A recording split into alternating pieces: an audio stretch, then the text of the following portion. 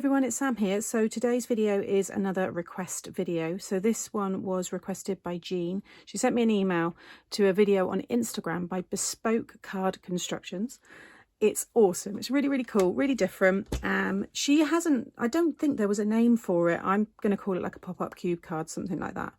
You want a piece of 8.5 by 8 1/4. This is how I think it's put together because you can't really see how, she doesn't show how she's done it. So 8 1/4 by 8 1/2, and I've done that size so that it will, if you've got your A4, your letter card stock size, you'll be able to use that. You don't need to use 12 by 12. So along the 8 1/2, you're going to score at 2, 4, 6 and 8, and then just rotate it, and then along the 8 1/4 you're going to score at 2, 4, 6 and 8. So you'll have a 1/4 inch tab on one side and a 1/2 inch tab on the other side. That's all the scoring you need. So next you want to fold and burnish all of your score lines.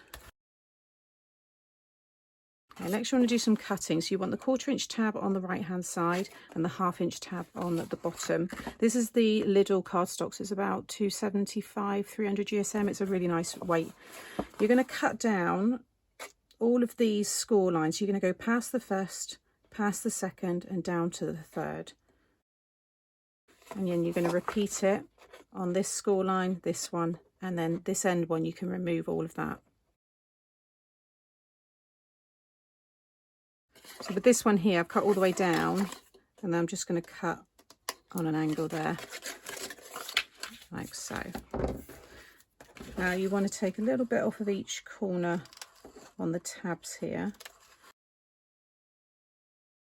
And then if you rotate it round, so you've got that 1/4 inch tab now on the left, and you're just going to cut up to the first score line on all of these ones. So up to there, and then just take that out. So we've made a little tab now because we're going to connect this piece together in a moment, and then just cut up to the first one. You're kind of making a box, but we're going to be turning it inside out almost in a minute. Okay, so what's going to happen is this is going to attach here, but these are all going to fold out this way. Now, if you're folding these back and you're worried that you might get cracking, pop it back in your scoreboard on the reverse side and go back over the score lines again. This cardstock's so good, I can, you know, fold it. You can see that I'm just bending it all over now in the other direction, and it's not cracking at all. But if you have got a cardstock, sometimes people use a white core, which I don't recommend for 3D, you know, kind of construction and making, because it is prone to cracking, but maybe do that and it might stop it. Now what you also might want to do is remove any kind of bits of the score line. You see there I've got like that quite bulky piece. So I'm just gonna, it will just be like a little slither, but it will just kind of keep everything tidy. Sometimes if I've cut right down perfectly through the score line, then I don't really get that, but I obviously went a bit more over to one side.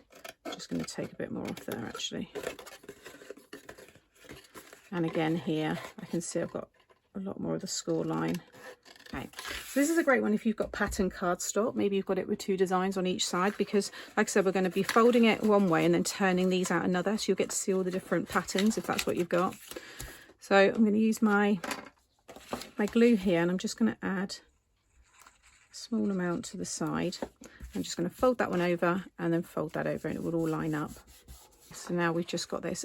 I mean, we could pretty much make a box at the moment with how this is looking, but just make sure that's stuck nicely. Okay, now these ones, you're going to bring them out and you're going to attach them to each other that way. Because you're taking a little bit off of the tab, it should all hide in there nicely. So I'm going to add, again, some glue there. Now you can just fold that over and then fold that up, because this is how we'll be folding it flat anyway. So this is the size, in a minute you'll see the size it will be when it goes into the envelope. Okay, so that's that one. And then I can fold that one up, fold that one down,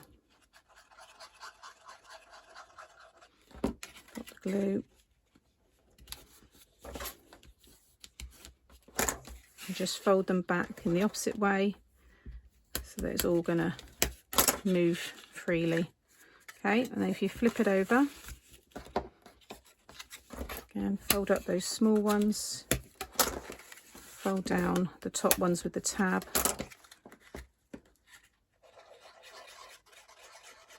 Do that one first.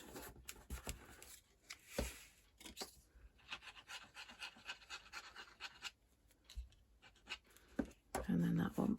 So right now we've just got this little square. Some of you are probably thinking, okay, this is interesting. Now when we open this up, you will have this effect. But once you bend it, so you need to get it into that shape, because now when it goes in the envelope, it will go like this and then down. So you have a 4x6 size. So it's quite good if you like making smaller cards as well. There's still a little bit of bulk to it, but that's the size of the card. But when it's open, it's like a 6x6. Now the one that I saw with her sentiment, she had things like kind of here and here. Now, I'm not too sure how she stuck those in, because I think her construction is probably different to mine. But I've got this piece here, because what I thought is I don't want to take away from the design. So I've got this piece of acetate, which is 1 3/4 by 2.5, I believe. Let me just... Yeah, 2.5. And I put a little bit of tape at the end there. And I'm going to stick this on the bottom right or the bottom left cube, with it hanging into the middle, so that you can still see all the lovely design. So it's going to sit in here. So get it, because you can have it displayed this way as well. But if you sit this down, so you have an equal, because my mat layer is 1 3/4 squared, so that's why I've done this 1 3/4 wide, because then the mat layer will cover it. So I'm just going to place that down like so. Now when that closes, it's going to go up like that, and then it's all going to shut. So your sentiment will be up there when they take it out of the envelope, but then when they, you know, position it, it will go into the middle like this. So I've got these here, and I've used the papers that I've used in another tutorial recently. It's the Summer Tropical Birds by the RSPB. They're just really lovely, nice, bright colours, and I love this particular one with this hot pink from the Lidl cardstock. So I'm doing holographic card. But you can see when I start to place this over the top there, how nice it looks. Haven't decided on the sentiment yet, because I wanted to wait until I put all of this down. Now, I'm going to have, because the sentiment's going to be in the middle, I'm going to have this pattern on these 4. So these pieces here I've just dropped down by 1/4 inch increments. So you've got 2 by 2 square, which is the cube.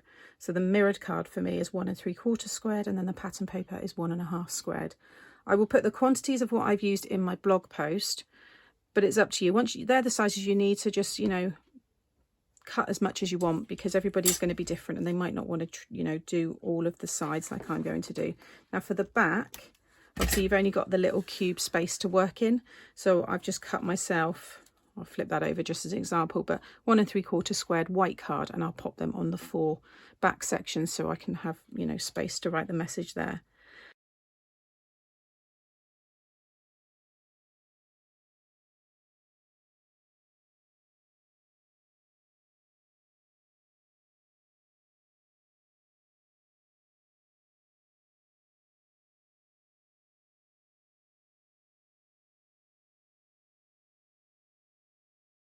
So I stuck everything down. Now I was thinking about my sentiment, because I don't want it to take away from the design. And I've found these Finding Paradise, so it's going to go perfectly with the tropical theme. And they're rub-ons.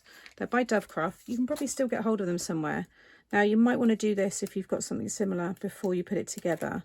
But because I can put everything flat, now I want to make sure that it's going to be, I just keep that in place.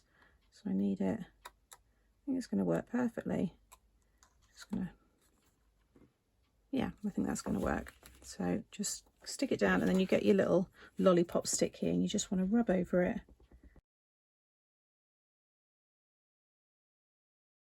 And just carefully peel that off. And now we've got a sentiment, but it still doesn't take away from, you know, that design. I probably could have gone a little bit higher. There are some other, maybe pop a little, another leaf there.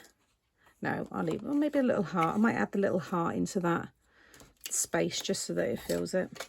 Okay, so I'm really pleased with the rub-ons. Now, I cannot get mine to stand. It's just, there's just too much, I think, weight now with it. I got this one here, which was my prototype, and it does stand perfectly. So my suggestion is that you use a patterned paper, patterned cardstock. So if you want that style, because you can see it stands there, and then just maybe just do a matte layer just on the front, because it does, it's perfect, no issues at all. So that would be my top tip. If you want to do like I have, it's still lovely, and I like it actually as it is like that. I think it looks really nice. So I've got space on the back there. If I do, well, I'll write a little message, and then the whole thing just folds, and then it will fit into, like I said, 4x6 envelope. You can make them on your punch board, and you can buy those ones, and then it just opens out like so. This is now starting to look like the 3D pop-up cube card and that I've shared before. You could have things, you know, kind of popping up here and not have that sentiment like so. You could have it kind of up like this. There's other ways to decorate it if you go down that route, but yeah, lots of people, I have as well. I've got patterned cardstock, so I can definitely revisit it. Might try a different size, might go up a little bit and do maybe a 6x6 when it's flat. I think that would look really cool. So it's certainly one I'll be revisiting and playing with. But I hope you've enjoyed this style today anyway. And like I said, it will stand as long as you don't decorate it like I have. I mean, that is more cardstock on there with that mirrored card, so that's probably what's doing it as well. But yeah, there you have it. So I will link all of the product that I have used in the description box below. I'll link to the Instagram account of the, what was it called again? Bespoke Card Constructions. So you can check out that one. And yeah, I'll be back again very soon with another request tutorial. Like I said at the beginning of this series, if you've got any requests, head over to my blog, which is linked below the video, and you can request there. I can't always get everything done, and I'm just looking through now at ones that just kind of pop out to me and ones that I've been requested, you know, by quite a few people. If you've enjoyed today and you haven't subscribed, hit the subscribe button and click the notification bell, and then you'll be notified every time I upload something new. Thanks for watching. I'll see you soon. Bye.